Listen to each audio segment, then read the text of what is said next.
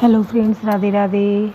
श्री रामचरितमानस में अर्थ के साथ चौपाइयाँ बहुत सुंदर प्रसंग चल रहे हैं कि भावनात्मक हैं कि लोग सुने तो वो उसमें रमते चले जाएंगे, मन करेगा और सुने।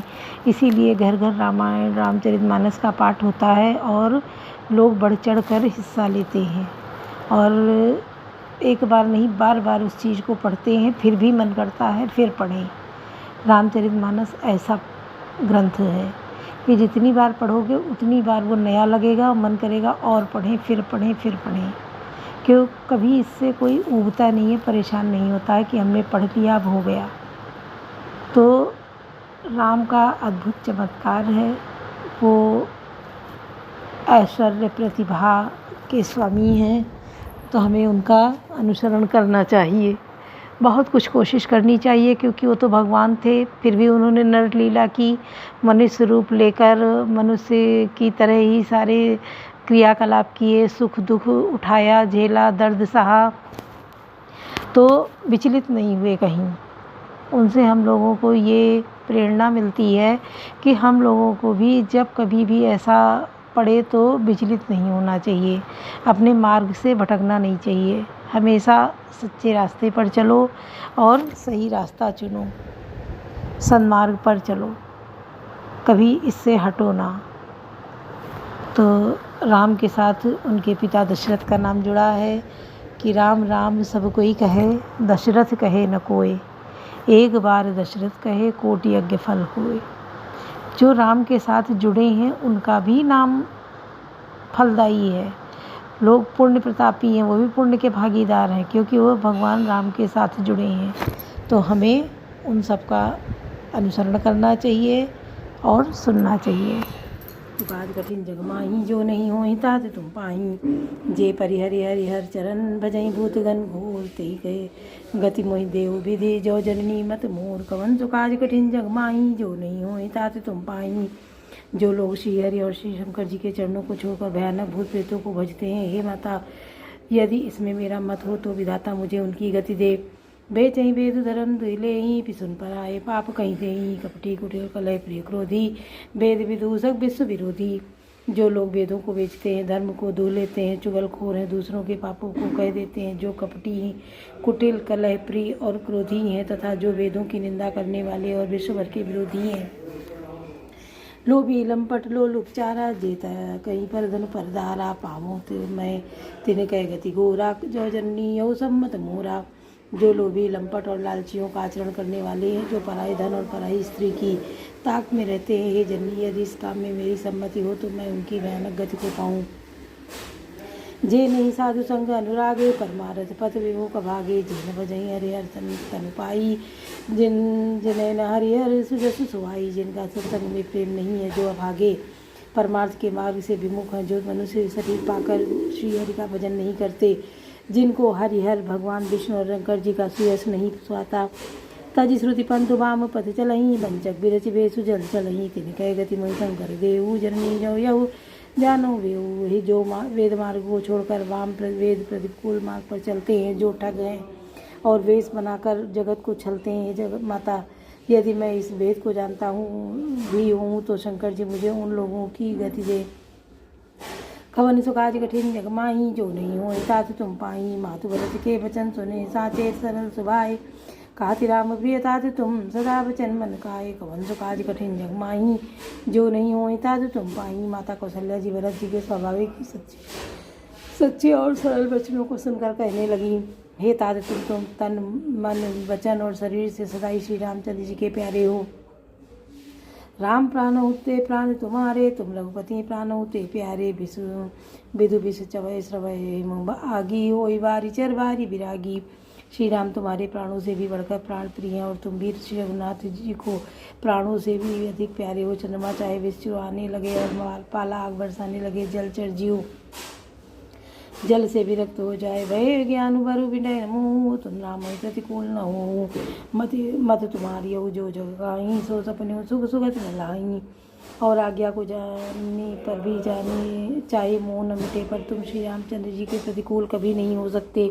इसमें तुम्हारी सम्मति है जगत में कोई, ऐसा कहते हैं कि वे स्वप्न में भी सुख और शुभ गति नहीं पावेंगे।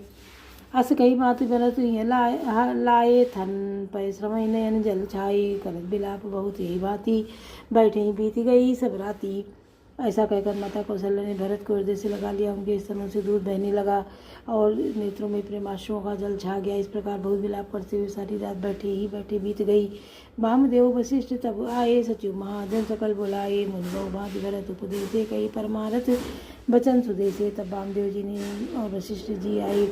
उन्होंने सब मंत्रियों तथा महाजनों को बुलवाया। फिर मुनि वशिष्ठ जी ने परमार्थ के सुंदर समय अनुकूल वचन कहकर बहुत प्रकार से भरत जी को उपदेश दिया। कवन सुकाज कठिन जग माही, जो नहीं हो तात तुम पाही, तात हृदय धीरज धरूं करूं जो सर पाऊ।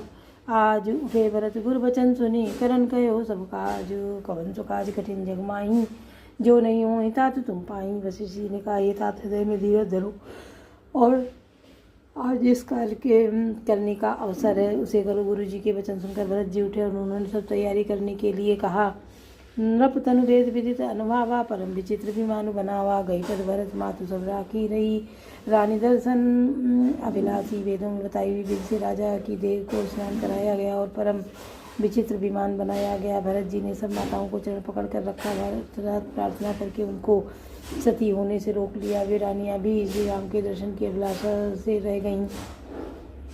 चंदन अगर भार बहुआ है, अमित अनेक सुगंध सुहाए, सरज तीर रचि चिदा बनाई, जनपुर सुरपुर सोपान सुहाई। चंदन और अगर के तथा और भी अनेकों प्रकार के अपार कपूर गुगुल केसर आदि सुगंध द्रव्यों से बहुत से भोज आए। सरयू जी के तट पर सुंदर चिता रचकर बनाई गई, जो ऐसी मालूम होती थी मानो स्वर्ग की सुंदर सीढ़ी हो। यही विविधा क्रिया सब कीनी, विधिवत नाई तिलांजल दीनी, सोधि सुनति सब वेद पुराना, कीन भरत दस गात विधाना। सब इस प्रकार सब दाह क्रिया की गई और सबने विधिपूर्वक स्नान करके तिलांजल दी। फिर वेद स्मृति और पुराण सब का मत निश्चय करके उनके अनुसार भरत जी ने पिता का 10 गात्र विधान 10 दिनों के कृत्य किया। जहाँ 10 मुनिवर आयस दीना, तात साल भातु सर कीना, भये विशुद्ध दिए सब दाना देनु, बाजी गज वाहन नाना। वशिष्ठ जी ने वहाँ जहाँ जैसी आज्ञा दी वहाँ भरत जी ने सब वैसा ही हजारों प्रकार से किया। शुद्ध हो जाने पर विधि पूर्वक सब दान किए। गौवें तथा घोड़े हाथी आदि अनेक प्रकार की सवारियाँ। कवन सुकाज कठिन जग माही, जो नहीं हो तात तुम पाही, सिंहासन भूषण बसन अन्न धन धन काम, दिए भरत लई भूमि सुरभि परिपूरन काम। कवन सुकाज कठिन जग माही, जो नहीं हो तात तुम पाही। सिंहासन कहने कपड़े अन्न पृथ्वी धन और मकान भरत जी ने दिव्य दिए। भूदेव ब्राह्मण दान पाकर परिपूर्ण काम हो गए, अर्थात उनकी सारी मनोकामनाएं अच्छी तरह से पूरी हो गईं। पितु हित भरत किए जस करनी, सो मुख लाख जाए नहीं भरनी, जिन सो मुनिवर सब आए, सचिव महाजन सकल बुलाए। पिताजी के लिए भरत ने जैसी करनी की वह लाखों मुखों से भी वर्णन नहीं की जा सकती है। तब शुभ दिन सोकर श्रेष्ठ मुनि वशिष्ठ जी आए और उन्होंने मंत्रियों तथा सब महाजनों को बुलाया। बैठे राजसभा सब जाई, पठे बोल भरत दो भाई, भरत वशिष्ठ निकट बैठा रे, नीति धर्म में वचन उचारे। सब लोग राज्यसभा में जाकर बैठ गए। तब मुनि ने भरत जी तथा शत्रुघ्न जी दोनों भाइयों को बुलवा भेजा। भरत जी को वशिष्ठ जी ने अपने पास बैठा लिया और नीति तथा धर्म से भरे हुए वचन कहे। प्रथम कथा सब मुनिवर करनी बरनी, कहा कई कुटिल की निजस करनी, भूख धर्म व्रत सत्य धरा, जय तन परिहर प्रेम निवाहा। पहले तो कैकेयी ने जैसी कुटिल करनी की थी, श्रेष्ठ मुनि ने वह सारी कथा कही। फिर राजा के धर्म व्रत और सत्य की सराहना की, जिन्होंने शरीर त्याग कर प्रेम को निवाहा।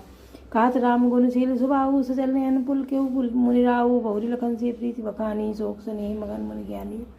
श्री रामचंद्र जी के गुणशील और स्वभाव का वर्णन करते करते तो मुनिराज के नेत्रों में जल भर आया और वे शरीर से पुलकित हो गए। फिर लक्ष्मण जी और श्री सीता जी के प्रेम की बड़ाई करते हुए ज्ञानी मुनि शोक और स्नेह में मग्न हो गए। कवन सुकाज कठिन जग माही, जो नहीं होई तात तुम पाही, सुनो भरत भाभी प्रबल बिलक कहो मुनिनाथ, हानि लाभ जीवन मरण जस अपजस विधियात। कवन सुकाज कठिन जग माही, जो नहीं होई तात तुम पाही। मुनिनाथ ने बिलक कर दुखी होकर कहा, ही भरत सुनो, भाभी होनहार बड़ी बलवान है, हानि लाभ जीवन मरण और यह सब ऐसे सब विधाता के हाथ है। बोलो सियावर रामचंद्र की जय, पवन सुत हनुमान की जय, लाडले लखन लाल की जय।